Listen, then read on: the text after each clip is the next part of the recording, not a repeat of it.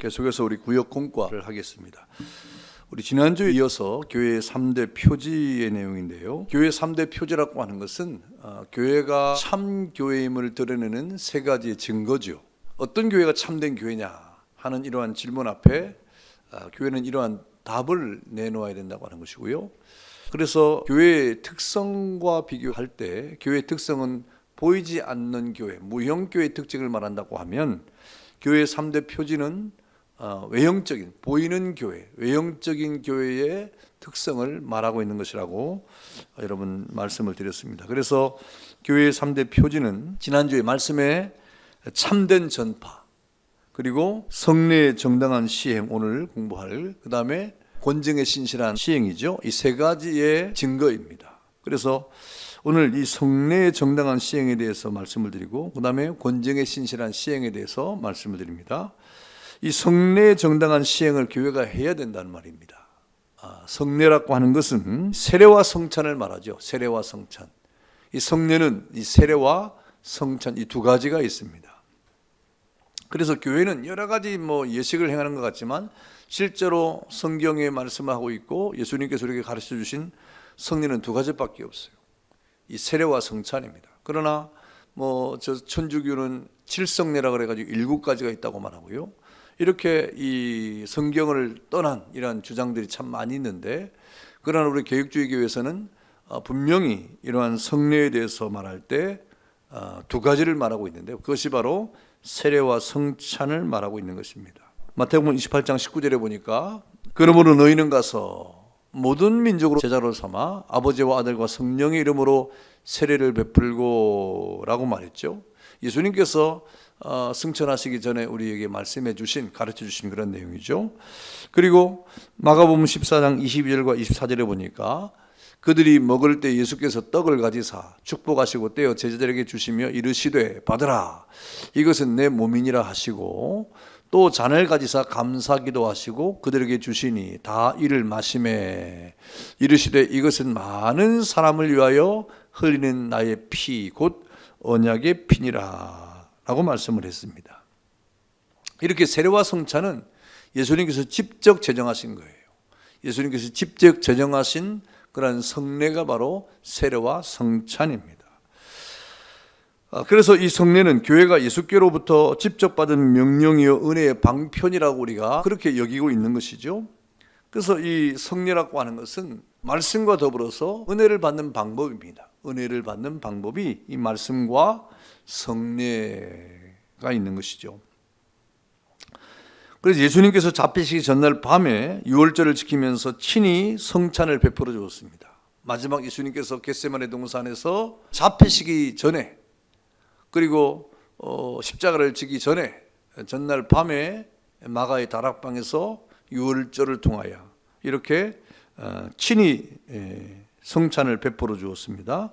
그러면서 이 성찬 받아 마시라고 하는 이 성찬에 대한 예식을 주님 오실 때까지, 다시 말하면 재림, 주님이 다시 오시는 재림 때까지 계속 해라. 이것이 영원한 규례가 될 것이다 그랬습니다.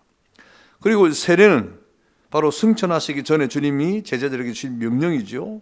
앞서 우리가 읽었던 것처럼 너희는 모든 족속으로 제자로 삼아 아버지와 아들과 성령의 이름으로 세례를 주라 하는 주님이 승천하시기 직전에 제자들에게 주신 명령이 바로 이 세례인 것입니다.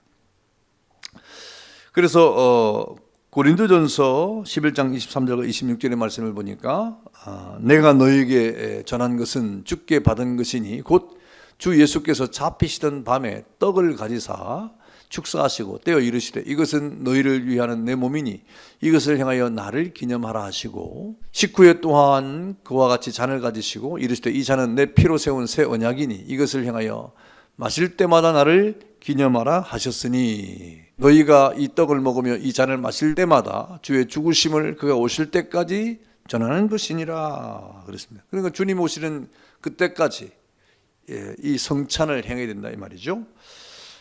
그리고 아까 우리가 읽었던 말씀 마태복음 28장 19절에 보니까 그러므로 너희는 가서 모든 민족을 제자로 삼아 아버지와 아들과 성령의 이름으로 세례를 베풀어라고 명령했습니다. 그래서 이 성례라고 하는 것은 교회가 주님께 받은 직접적인 명령이에요. 그리고 은혜의 방편입니다. 교회가 은혜를 받는 이 방편으로서의 성례를 우리에게 주었습니다. 그래서 이 성례라고 하는 것은 눈에 보이는 거잖아요. 세례도 눈에 보이는 것이고 성찬도 눈에 보이는 것이잖아요. 그러니까 이 교회 3대 표지는 이 유형적 교회의 특징이에요.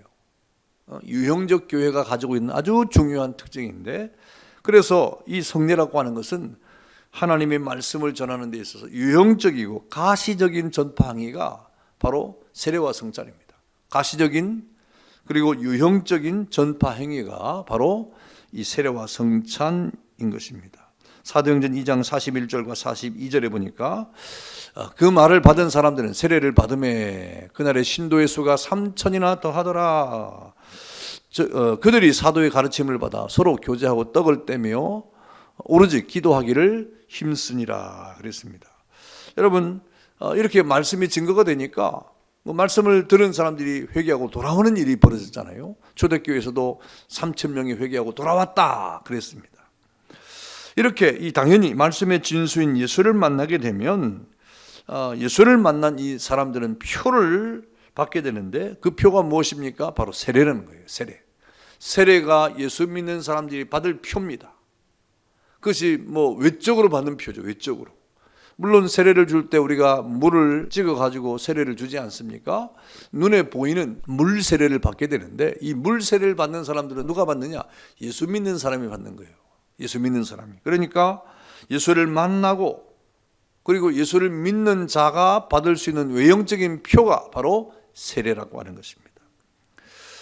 그리고 성찬에 그런 표를 받은 사람들이 어디에 참여하게 되는 것입니까? 성찬에 참여하게 되는 거예요. 성찬에. 예수님의 그 살과 피를 먹고 마시는 예식으로서의 성찬에 참여하게 되는 것입니다. 그래서 이 성례라고 하는 거, 이 세례와 성찬이라고 하는 이 성례는 이 말씀의 유형적이고 가시적인 전파 행위예요.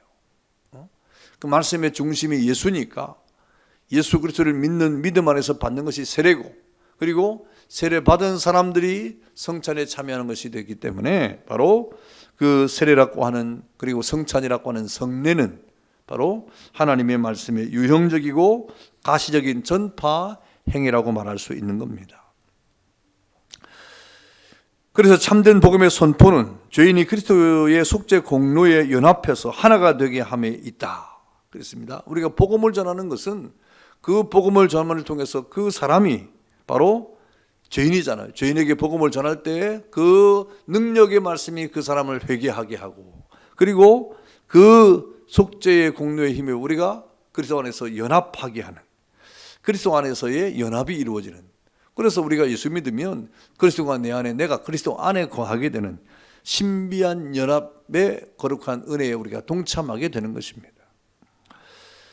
그러면서 우리가 물로 베푸는 세례와 떡과 포도즙을 사용하는 성찬을 우리가 먹고 마시지 않습니까? 우리가 처음 예수 믿을 때도 예수를 믿음으로 죄인이 그 죄를 고백하고 회개함으로 우리가 그리스도와 함께하는, 연합하는 존재가 되었는데, 그 다음에 세례, 물로 세례를 받는 세례를 통하여서도 우리가 그리스도와 연합을 하게 되는 것이고, 또 세례와 성찬을 통해서도 우리 그리스도와 연합을 하게 되는 것입니다. 그래서 이 세례와 성찬이라고 하는 것은 내가 예수께 속했다 이 말입니다. 그리고 나는 주님과 함께 연합하고 있다, 동맹하고 있다 이 말입니다. 그리고 나는 예수님의 이 그리스도의 종으로서 이제 나에게 받은 사명이고 내가 마땅히 행할 충성이 있다 하는 것을 외적으로 가시적으로 표현하는 거예요. 가시적으로 내가 세례를 받고 성찬을 받는 것은 바로 그런 믿음을 가시적으로 표현하는 거예요. 지금 우리 이 현대교회에서 세례를 받고 성찬을 행하는 것은 사실 그렇게 위험 요소가 없잖아요. 도리어 세례를 받고 성찬을 받는 것이 얼마나 영광스러운 그런 표식으로 생각합니까? 그런데 초대교회에 이제 예수님이 십자가에 돌아가시고 그리고 핍박이 막 일어나는 시대에, 그때 사람들은요 저 요단강에 가서 세례를 받았어요. 요단강에 가서 세례를 받는데, 그러면 그때 누가 참석하면 유대인들이 참석합니다. 구경꾼처럼. 그리고 제사장들이 참석하고 서기관들이 참석하고 막 그래요. 그 세례식에 참석하는 것이 아니라 누가 세례를 받느냐 보는 거예요.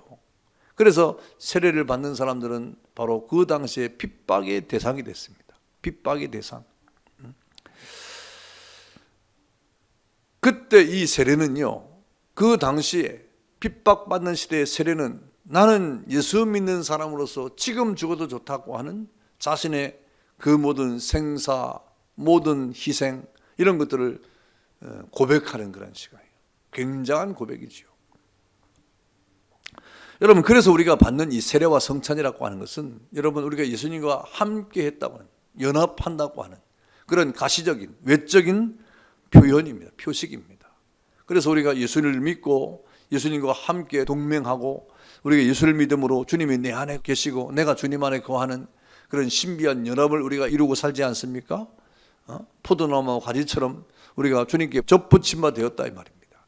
우리가 가지로서 둥치인 포도나무인 주님 앞에 붙은 자가 되었다. 이제 그 생명의 근원 되신 주님과 연합을 한 거잖아요. 그게 신비한 연합이잖아요.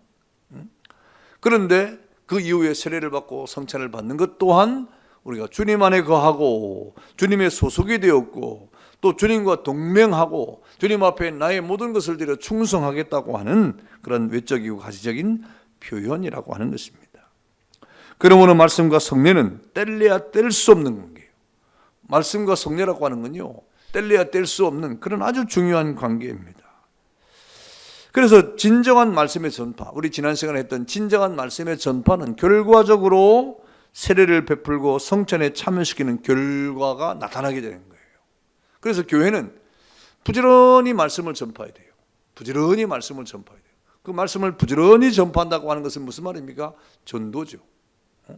부지런히 전도해야 되고 그 전도의 결과 죄인들이 회개하고 돌아오는 일들을 통하여 그들에게 세례를 주고 그리고 성찬에 참여하게 하는 이런 은혜가 계속돼야 된다 이 말입니다. 근데 현대교회 여러분 전도가 잘 안 되니까 여러분 성찬식은 하는데 세례식이 없는 교회가 참 많습니다. 세례를 베풀지 못하는 교회가 참 많아요. 성찬을 베푸는 것만큼 세례도 베풀어야 되는데 세례를 못 베풀어. 왜? 전도가 안 되니까 그렇습니다. 그 말은 무슨 말입니까? 이 교회가 교회됨의 그런 표지가 지금 안 나타나고 있다는 겁니다. 왜 그러느냐? 그 시대적 영향이에요. 그렇지 않아요. 우리가 더 열심히 전도하지 않는다는 이유 때문에 그렇죠. 그래서 우리가 교회가 진정으로 이렇게 교회됨의 참된 표식을 나타내는 데 있어서 아주 중요한 세 가지는 전도입니다. 전도를 하면 그 다음에 세례를 받고 그리고 성찬에 참여하는 가시적인 그리스도와의 연합의 표시가 드러나게 된다는 것입니다. 세례와 성찬은 주님 오실 때까지 이 지상교회가 행할 영원한 규례라고 말씀을 하고 있죠. 그래서 세례와 성찬은 주님 오실 때까지 계속 행하는 거예요. 주님 오시고 나오면 안 해도 괜찮습니다. 저 영혼은 하나님 나라에 가면요, 그때는 특별히 예배 시간 정해놓지도 않고 세례도 전도도 안 해도 돼요. 다 예수 믿는 사람이기 때문에. 그러니까 세례와 성찬이 필요가 없는 거예요. 그러나 이 지상교회는 주님 오실 때까지 말씀이 계속 전파가 돼야 되고 그리고 세례와 성찬을 행해야 되는 것입니다. 그 다음에 세 번째 표시가 무엇입니까? 권증의 신실한 시행입니다. 권증의 신실한 시행. 이 권증이라고 하는 것은 불완전한 이 지상교회가 이 여러 가지 공격을 받잖아요. 이단의 공격을 받고 그리고 우리가 이 방어, 하나님의 복음의 순수성을 지켜야 되는, 유지해야 되는 방어도 해야 됩니다. 그러니까 교회는 이 공격과 방어에 대해서 준비를 해야 되는 거예요. 외부적인 공격, 이단의 공격, 잘못된 세속주의의 공격을 우리가 막아내야 되고 그것을 방어하기 위해서 순수한 복음을 지키는 것이 아주 필요한데, 그래서 이 권증의 신실한 시행이라고 하는 것은 그런 복음의 교리를 유지하고 성례를 거룩하게 파수하기 위해서 필요한 것이 바로 권증입니다. 권증. 그래서 참된 교회는 말씀과 성례의 거룩성을 보호하고 유지하기 위해서 반드시 우리가 행할 것이 엄정한 그런 책망이 필요한 거예요. 권증이 바로 그런 것입니다.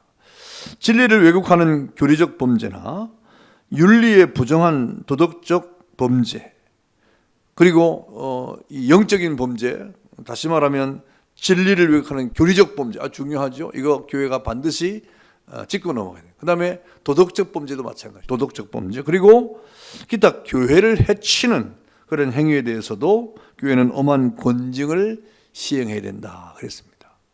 그러니까 여러분 우리 전반에 우리 모든 삶의 전반을 돌아봐야 되는 거예요. 왜 그렇습니까? 하나님의 말씀은요 우리의 삶과 행위의 기준이에요. 유일한 기준이 여러분 세상에 있지 않습니다. 세상의 법에 있지 않고 세상의 도덕이 있는 것이 아니라 우리 살아가는 예수 믿는 사람들의 모든 삶의 이 삶과 행위의 표준이 뭐냐? 하나님의 말씀이에요. 그러니까 우리 하나님의 말씀을 따라 행해야 되는 것이죠. 그렇지 않으면 이 권징을 통하여 권면하고 그리고 권징을 통하여 책망이 필요하게 되는 것입니다. 그래서 이 권징을 등한히 하면 교리적 범죄를 저지르거나 또 이 도덕적 범죄를 저지르거나 교회를 해치는 그런 일을 행할 때도 권징을 등한히 하면 어떻게 됩니까? 교회는 그 진리의 빛을 잃어버리게 되는 거예요. 교회의 빛을 잃어버리게 됩니다. 그리고 거룩한 것을 남용하게 되기 때문에 반드시 신실한 권징이 우리에게 필요한 것입니다. 성경 요한계시록 2장 14절과 15절 말씀해 보니까 그러나 내게 두 가지 책망할 것이 있나니 거기 내게 발람의 교훈을 지키는 자들이 있도다. 발람이 발락을 가르쳐 이스라엘 자손 앞에 걸림돌을 놓아 우상의 제물을 먹게 하였고 또 행음하게 하였느니라. 이와 같이 내게도 니골라당의 교훈을 지키는 자들이 있도다 그랬습니다. 그리고 요한계시록 2장 20절에 보니까 그러나 내게 책망할 일이 있노라. 자칭 선지자하는 여자 이세벨을 내가 용납함이니 그가 내 종들을 가르쳐 꿰어 행음하게 하고 우상의 제물을 먹게 하는도다 그랬습니다. 이렇게 이 교회의 순수성과 그 진리의 교리적 순수성을 지키기 위해서는 권징이 필요해요. 권징이 필요함을 말씀을 하고 있는 것입니다. 그래서 내가 두 가지 책망할 것이 있다, 또 내게 책망할 일이 있다 이렇게 말하면서 교회가 이런 순수성을 지키지 않을 때 교회의 빛을 잃기 때문에 반드시 이런 권징을 통하여 교회는 거룩한 진리를 그 다음에 교회의 순수성을 지켜나갈 필요가 있음을 말씀해 주고 있는 것입니다. 그리고 이 권징은요 신실하게 시행을 해야 돼요. 신실하게. 교회의 권징은 신실하게 시행되어야 된단 말이죠. 교회는 사법단체가 아닙니다. 뭐 사법단체가 아니기 때문에 사법적 징계를 할 수 없어요. 범죄했다고 징역 몇 년 이렇게 할 수 없잖아요. 이 사법적 어떤 징계는 할 수 없습니다. 이 권징의 참된 의미가 뭐냐? 이 권징의 참된 의미는 교회의 순결성을 보호하기 위한 거예요. 아까 말한 것처럼 진리를 파소하고 그 다음에 교회의 거룩성을 유지하기 위해서 이렇게 필요한 것입니다. 그래서 이 범죄한 자들에 대해서 여러분 이 권징을 하게 되는데 교회는 이 범죄한 자들을 아예 파멸로 모는 그런 권징을 해서는 안 되는 것이죠. 이 권징의 목적은 무엇입니까? 이 범죄한 자를 아주 파멸에 이르도록 해서는 안 되고 항상 그러기 때문에 권징은 아주 신중하게 그리고 공의롭게 행해야 되는 것입니다. 그래서 될 수 있는 대로 여러분 교회가 드러난 범죄에 대해서는 드러나게 권징을 해야 되겠지만 이 드러나지 않는 범죄는 굳이 드러낼 필요가 없는 거예요. 세상의 법정처럼 굳이 드러낼 필요가 없는 거예요. 그래서 그런 비밀을 때로는 지켜주는 가운데 이 상처를 받지 않도록 하면서 신실하게 권징을 시행할 필요가 있는 것입니다.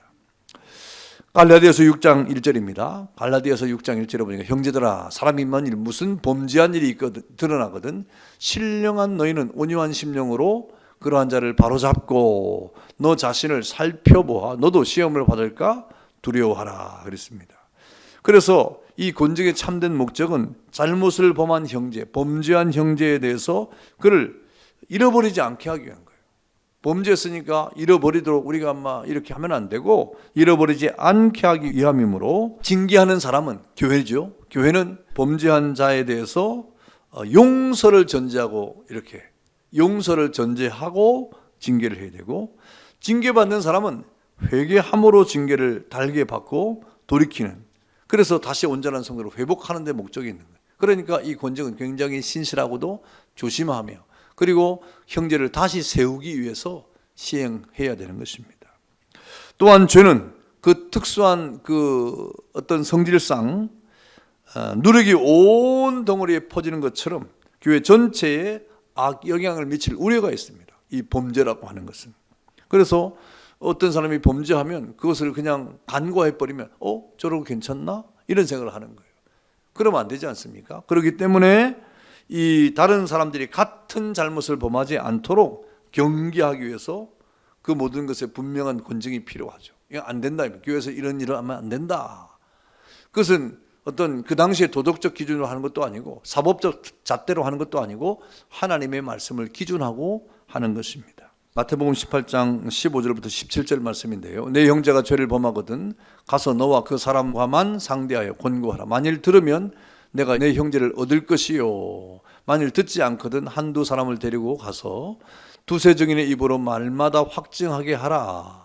만일 그들의 말도 듣지 않거든 교회의 말하고 교회의 말도 듣지 않거든 이방인과 세리와 같이 여기라 그랬습니다. 그러니까 어떤 권징을 이렇게 행할 때 권면을 먼저 해야 되죠. 돌아오도록. 그리고 이렇게 듣도록 우리가 권고하는 것이 굉장히 중요합니다. 두세 사람의 증인을 대동할 수도 있고 이렇게 이 권징이라고 하는 것은 굉장히 신중하게 행할 그런 내용인 것입니다. 이 신실한 권징은 우리 전투하는 지상교회가 받은 그런 규례죠. 저 영원한 하나님의 나라 천상교회가 될 때까지 계속해서 이루어져야 할 내용이 바로 권징입니다. 세례와 성찬과 더불어서 권징도 역시 마찬가지. 왜? 지상교회, 전투하는 교회가 가져야 될 그런 여러 가지 이 어려움 가운데 이런 권징을 통하여 교회가 순수성을 지키고 그다음에 교회의 진리를 파소하기 위해서 이런 것들을 행해야 된다고 말씀을 하고 있습니다. 자, 내용 연구 보겠습니다. 1번, 다음은 성례의 정당한 시행에 대한 설명입니다. 맞는 것을 모두 고르십시오. 그랬죠? 1번, 성례란 세례와 성찬을 말합니다. 예, 맞죠? 1번. 2번, 성례는 교회가 예수께로부터 직접 받은 명령이지만 은혜의 방편은 아니다. 은혜의 방편이죠. 예, 고르지 않으면 되겠고요. 3번, 성찬은 예수께서 십자가 위에서 제자에게 하신 명령이다. 그렇지 않습니다. 성찬은 유월절 잡히시는 밤에 하신 것이죠. 4번, 예수께서는 잡히시기 전날 밤 유월절을 지키면서 친히 성찬을 베푸셨다. 그리고 이 예식을 주님 오실 때까지 계속하도록 명령하셨다. 세례 또한 승천하시기 전에 주님이 제자들에게 주신 명령이다. 예, 맞습니다. 4번. 그 다음 5번, 성례는 말씀의 무형적 불가시적 전파항이다. 아니죠. 무형적이 아니고 유형적이고 불가시적이 아니라 가시적이죠. 6번, 하나님의 말씀을 받은 자는 당연히 그 말씀의 진수인 예수를 만나게 되고 예수를 만난 자는 예수 만난 표로 세례를 받게 되며 성찬에 참여하게 되므로 성례는 말씀의 유형적 가시적 전파항이라 할 수 있다. 예, 맞습니다. 7번, 참된 복음의 선포는 죄인이 그리스도의 속죄 공로에 연합하여 하나가 되게 함에 있으며 물로 베푸는 세례와 떡과 포도즙을 사용하는 성찬 역시도 그리스도에게 연합하고 소속되고 동맹하고 충성하는 것을 의미하는 외적인 표현이다. 예, 맞습니다.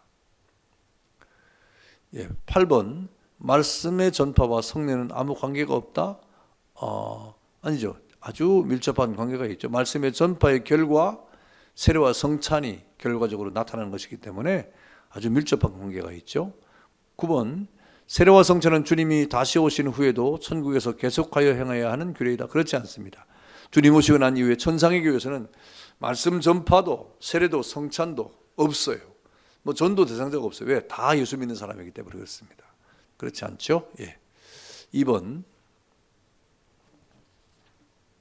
다음은 신실한 권징의 시행에 대한 설명입니다. 맞는 것은 O, 틀린 것은 X표를 하십시오. 그랬습니다. 1번, 권징은 불완전한 지상교회가 이교도들과 이단들로부터 복음의 교리를 순수하게 유지하며 성례를 거룩하게 파소하기 위해 필요한 것이다. 예, 맞습니다. 2번, 진리를 왜곡하는 교리적 범죄에 대해서 교회는 엄한 권징을 시행해야 하지만 도덕적 범죄나 기타 교회에 해를 끼치는 행위에 대해서는 사랑으로 용서해야 된다. 그렇지 않습니다. 모두 다 엄한 권징을 시행해야 됩니다. 3번, 권징은 신실하게 행해져야 된다. 그렇습니다.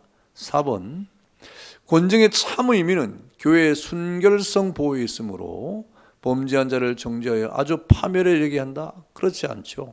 틀렸습니다. 범죄한 자를 일으켜 세우는, 다시 얻도록 하는 거예요. 목적은 교회 순결성과 더불어서 범죄한 자를 잃어버리지 않게 하는 것이 아주 중요합니다. 5번, 권징은 항상 신중하고 공의로워야 하며 될 수 있는 대로 비밀을 지켜 피고인에게 돌이킬 수 없는 상처를 주지 않도록 덕스럽게 실시해야 된다. 맞습니다. 자, 6번, 권징의 참 목적은 잘못을 범한 형제를 고쳐서 잃어버리지 않기 위함이므로 징계하는 자는 용서를 전제하고 징계해야 하며 징계받는 자는 회개함으로 징계를 달게 받고 돌이켜 온전한 성도로 다시 회복되어야 한다. 예, 맞습니다. 이렇게 교회의 3대 표제에 대해서 지난주와 더불어서 이렇게 말씀을 드렸습니다. 이 교회의 세 가지 외형적인 모습으로 드러나는 교회가 참 교회인가 하는 이런 분명한 이 증거들이 바로 이 세 가지로 나타나게 되는데, 우리 교회가 이러한 교회 표제가 확실히 드러나는 그런 교회가 될 수 있도록 함께 기도하고 애를 써야 될 것입니다. 감사합니다.